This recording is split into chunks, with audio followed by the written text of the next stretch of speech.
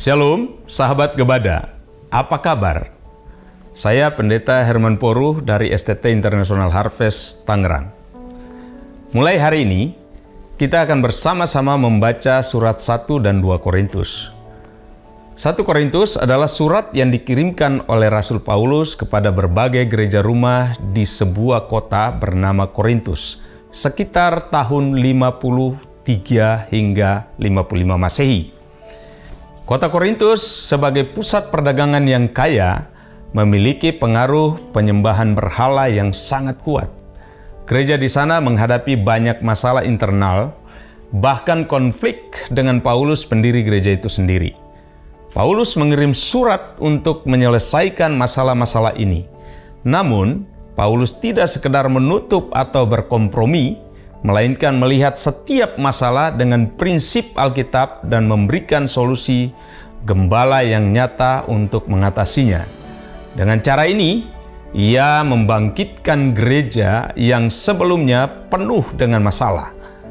Pada pasal 1, Paulus membahas masalah perpecahan yang muncul di dalam gereja. Saat itu, gereja menganggap penampilan, status, dan ketenaran sebagai tujuan utama, dan mereka tidak bisa pulih dari budaya ini. Malah mengikuti tren tersebut, mereka mencoba menunjukkan persahabatan rohani mereka dengan menilai pelayanan-pelayanan di gereja dengan cara mereka sendiri dan mengikuti mereka. Ada yang mengikuti Apolos, ada yang pandai berbicara, ada pula yang mengikuti Petrus, yang merupakan pemimpin penting di gereja mula-mula dan tokoh saleh dalam komunitas Yahudi. Ada juga yang mengikuti Paulus yang mempelopori gereja Korintus. Ada juga yang mengatakan bahwa mereka hanya mengikuti Kristus dan bukan pemimpin manusia. Keempat kelompok ini berkonflik, masing-masing berusaha menunjukkan status spiritual mereka yang tinggi. Menanggapi hal ini, Paulus mengarahkan pandangan jemaat kepada salib Kristus. Dari sudut pandang kemegahan dan kehebatan dunia, salib terlihat bodoh dan lemah. Tetapi Paulus menekankan bahwa sesungguhnya salib mengandung kuasa dan kekuatan penyelamatan Tuhan.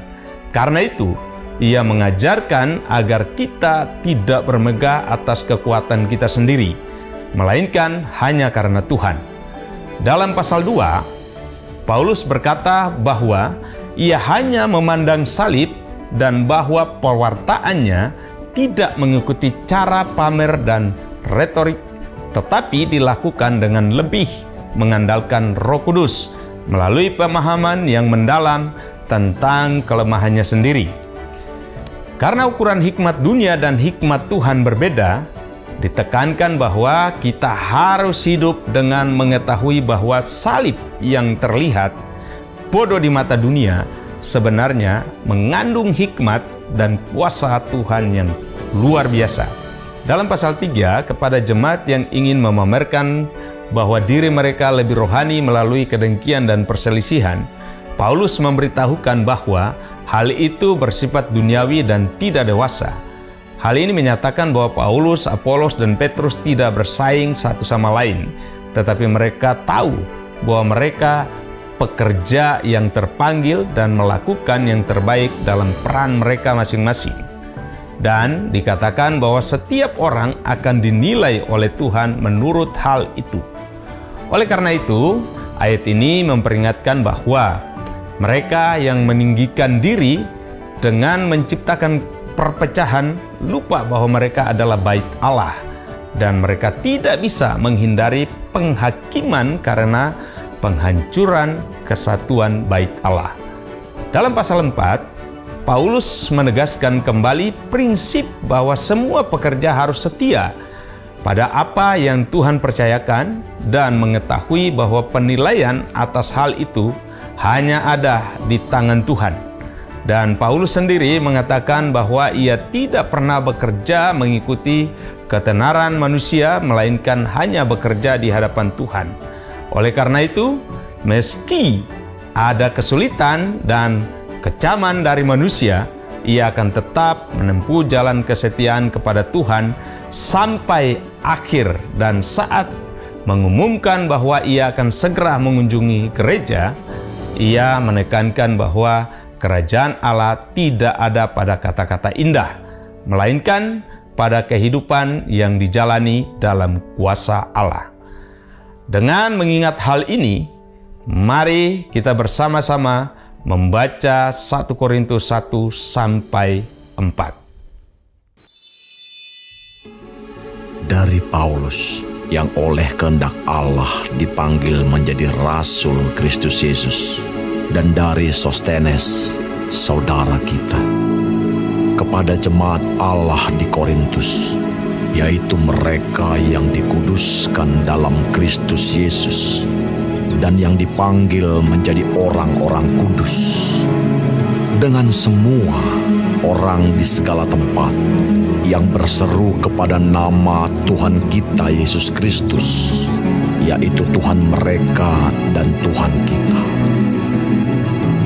Kasih karunia dan damai sejahtera dari Allah Bapa kita dan dari Tuhan Yesus Kristus menyertai kamu. Aku senantiasa mengucap syukur kepada Allahku karena kamu, atas kasih karunia Allah yang dianugerahkannya kepada kamu dalam Kristus Yesus. Sebab di dalam Dia kamu telah menjadi kaya dalam segala hal, dalam segala macam perkataan dan segala macam pengetahuan, sesuai dengan kesaksian tentang Kristus yang telah diteguhkan di antara kamu. Demikianlah kamu tidak kekurangan dalam suatu karunia pun, sementara kamu menantikan penyataan Tuhan kita Yesus Kristus. Ia juga akan meneguhkan kamu sampai kepada kesudahannya, sehingga kamu tak bercacat pada hari Tuhan kita Yesus Kristus. Allah yang memanggil kamu kepada persekutuan dengan anaknya, Yesus Kristus, Tuhan kita, adalah setia.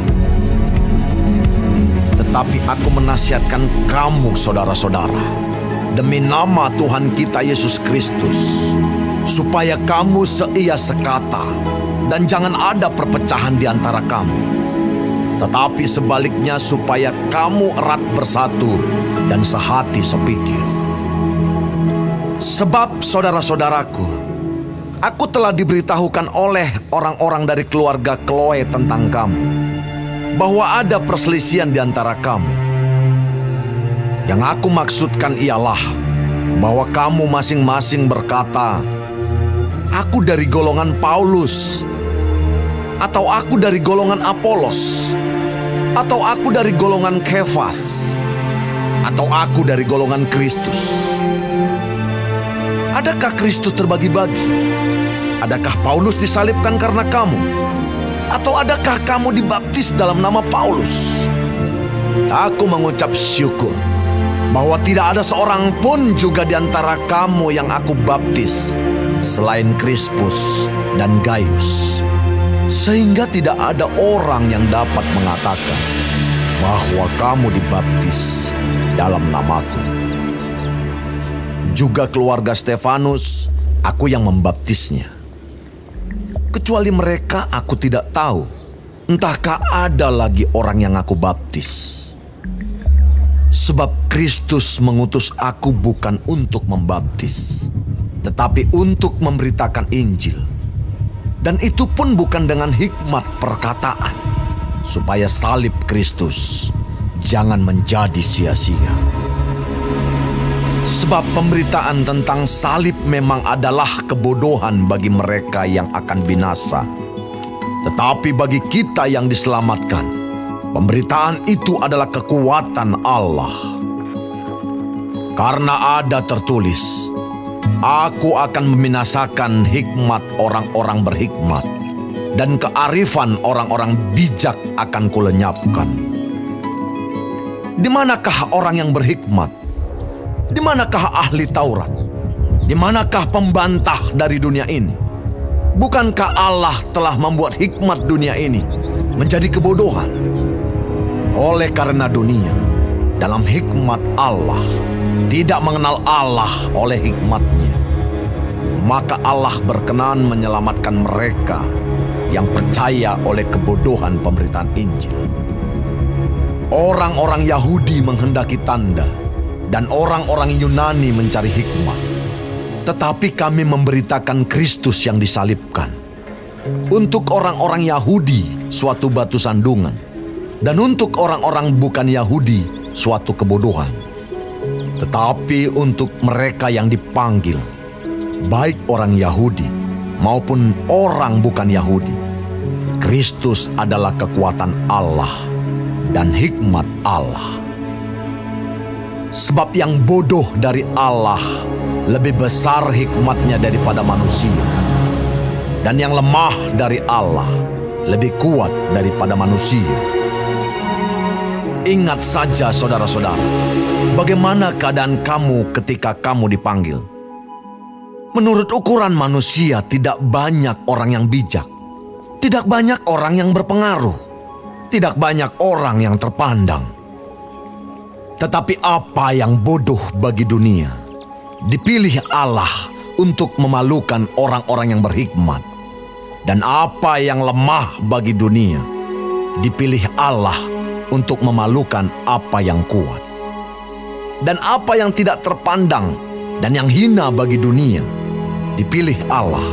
Bahkan apa yang tidak berarti, dipilih Allah untuk meniadakan apa yang berarti. Supaya jangan ada seorang manusia pun yang memegahkan diri di hadapan Allah. Tetapi oleh Dia, kamu berada dalam Kristus Yesus, yang oleh Allah telah menjadi hikmat bagi kita. Ia membenarkan dan menguduskan dan menebus kita. Karena itu seperti ada tertulis, barang siapa yang bermegah, hendaklah ia bermegah di dalam Tuhan.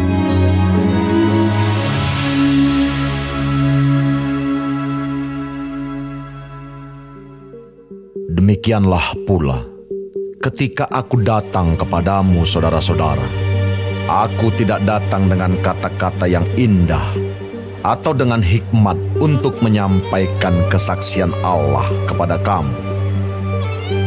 Sebab aku telah memutuskan untuk tidak mengetahui apa-apa di antara kamu selain Yesus Kristus, yaitu Dia yang disalibkan. Aku juga telah datang kepadamu dalam kelemahan dan dengan sangat takut dan gentar. Baik perkataanku maupun pemberitaanku tidak kusampaikan dengan kata-kata hikmat yang meyakinkan, tetapi dengan keyakinan akan kekuatan Roh, supaya iman kamu jangan bergantung pada hikmat manusia, tetapi pada kekuatan Allah.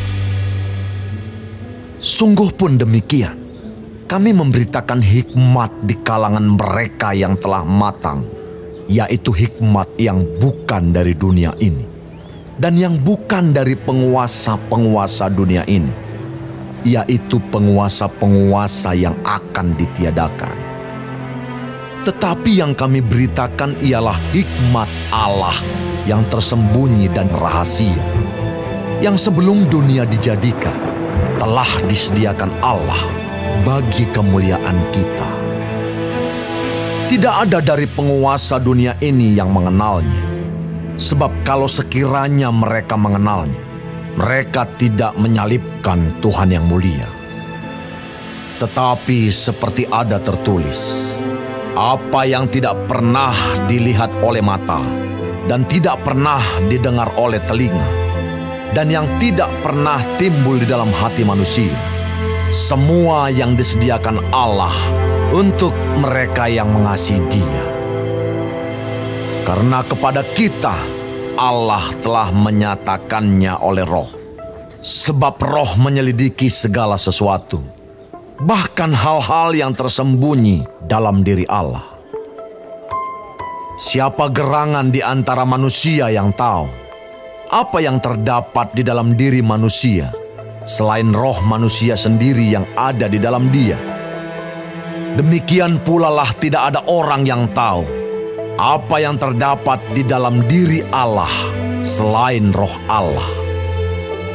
Kita tidak menerima roh dunia, tetapi roh yang berasal dari Allah, supaya kita tahu apa yang dikaruniakan Allah kepada kita. Dan karena kami menafsirkan hal-hal rohani kepada mereka yang mempunyai roh, kami berkata-kata tentang karunia-karunia Allah dengan perkataan yang bukan diajarkan kepada kami oleh hikmat manusia, tetapi oleh roh. Tetapi manusia duniawi tidak menerima apa yang berasal dari roh Allah, karena hal itu baginya adalah suatu kebodohan, dan ia tidak dapat memahaminya, sebab hal itu hanya dapat dinilai secara rohani. Tetapi manusia rohani menilai segala sesuatu, tetapi ia sendiri tidak dinilai oleh orang lain. Sebab, siapakah yang mengetahui pikiran Tuhan, sehingga ia dapat menasihati dia? Tetapi kami memiliki pikiran Kristus.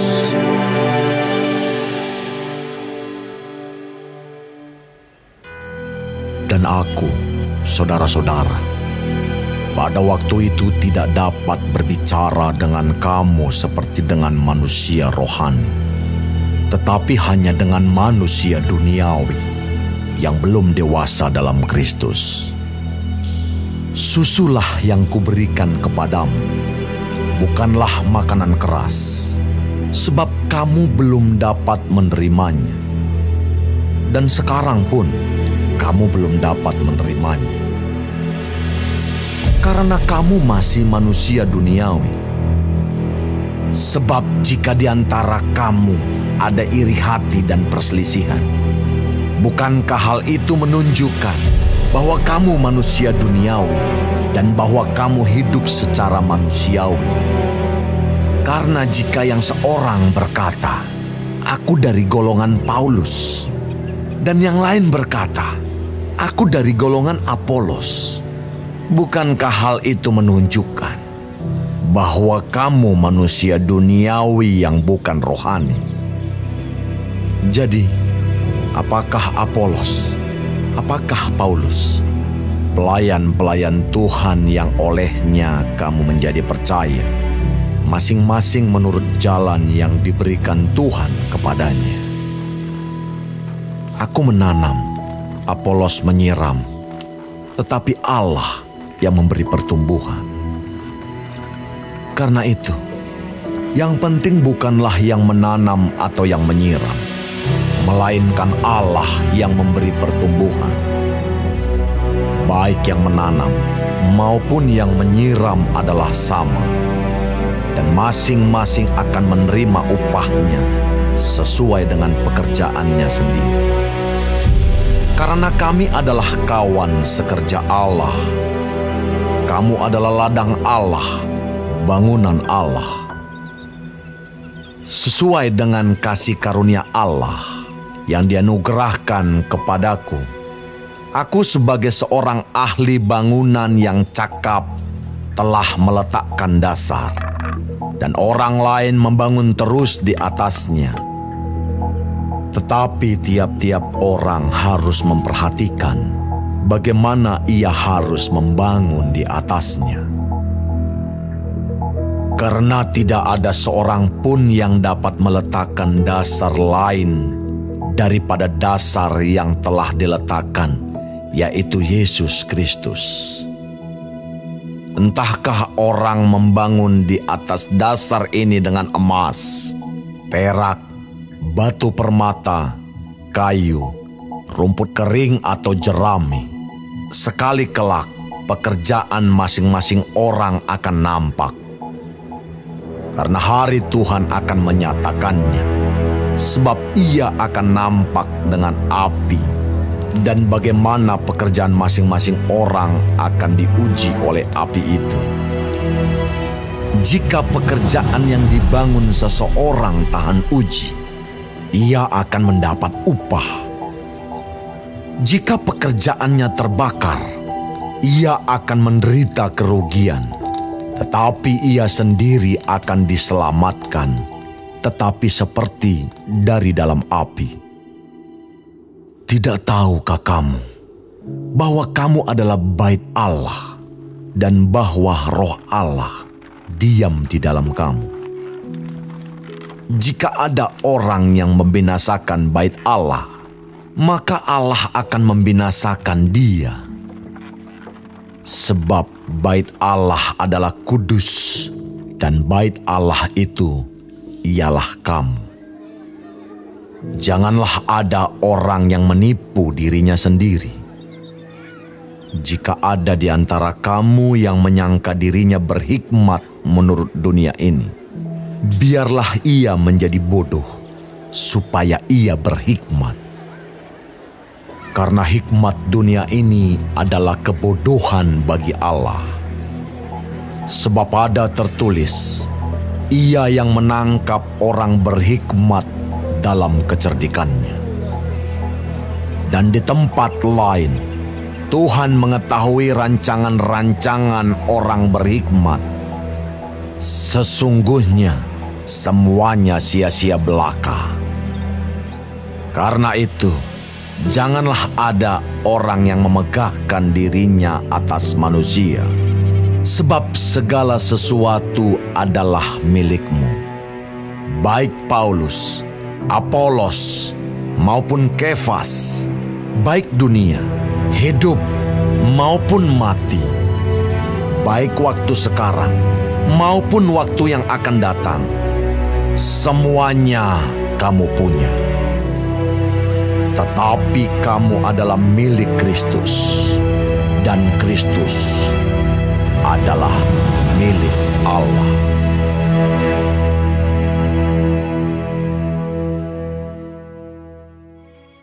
Demikianlah hendaknya orang memandang kami sebagai hamba-hamba Kristus yang kepadanya dipercayakan rahasia Allah, yang akhirnya dituntut dari pelayan-pelayan yang demikian ialah bahwa mereka ternyata dapat dipercayai.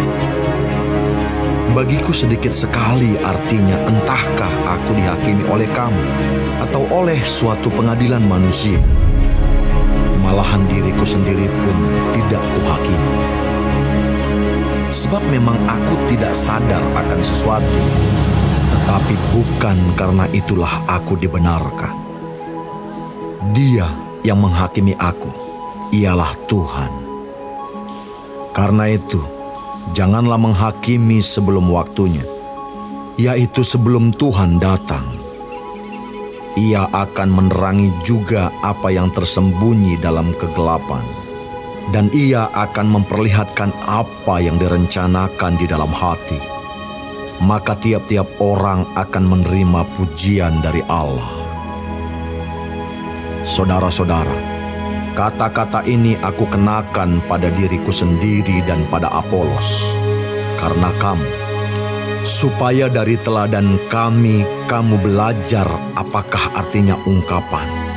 Jangan melampaui yang ada tertulis, supaya jangan ada di antara kamu yang menyombongkan diri dengan jalan mengutamakan yang satu daripada yang lain.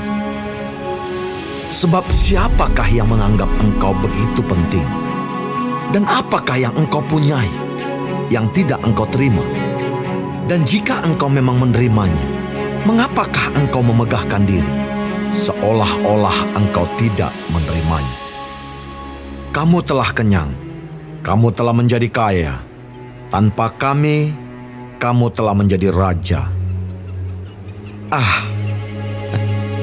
Alangkah baiknya kalau benar demikian, bahwa kamu telah menjadi raja, sehingga kami pun turut menjadi raja dengan kamu. Sebab menurut pendapatku, Allah memberikan kepada kami, para rasul, tempat yang paling rendah, sama seperti orang-orang yang telah dijatuhi hukuman mati, sebab kami telah menjadi tontonan bagi dunia, bagi malaikat-malaikat, dan bagi manusia. Kami bodoh oleh karena Kristus, tetapi kamu arif dalam Kristus. Kami lemah, tetapi kamu kuat. Kamu mulia, tetapi kami hina. Sampai pada saat ini kami lapar, haus, telanjang, dipukul, dan hidup mengembara. Kami melakukan pekerjaan tangan yang berat.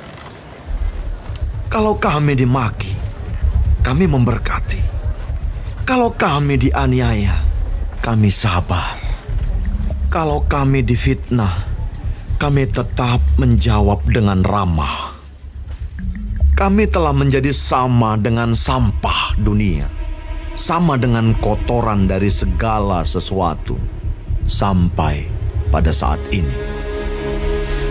Hal ini kutuliskan bukan untuk memalukan kamu, tetapi untuk menegur kamu sebagai anak-anakku yang kukasihi. Sebab sekalipun kamu mempunyai beribu-ribu pendidik dalam Kristus, kamu tidak mempunyai banyak bapa. Karena akulah yang dalam Kristus Yesus telah menjadi bapamu oleh Injil yang kuberitakan kepadamu. Sebab itu aku menasihatkan kamu, turutilah teladanku. Justru itulah sebabnya aku mengirimkan kepadamu Timotius, yang adalah anakku yang kekasih dan yang setia dalam Tuhan. Ia akan memperingatkan kamu akan hidup yang kuturuti dalam Kristus Yesus, seperti yang kuajarkan di mana-mana dalam setiap jemaat. Tetapi ada beberapa orang yang menjadi sombong, karena mereka menyangka bahwa aku tidak akan datang lagi kepadamu. Tetapi aku akan segera datang kepadamu kalau Tuhan menghendakinya. Maka aku akan tahu bukan tentang perkataan orang-orang yang sombong itu, tetapi tentang kekuatan mereka. Sebab kerajaan Allah bukan terdiri dari perkataan, tetapi dari kuasa. Apakah yang kamu kehendaki? Haruskah aku datang kepadamu dengan cambuk atau dengan kasih dan dengan hati yang lemah lembut?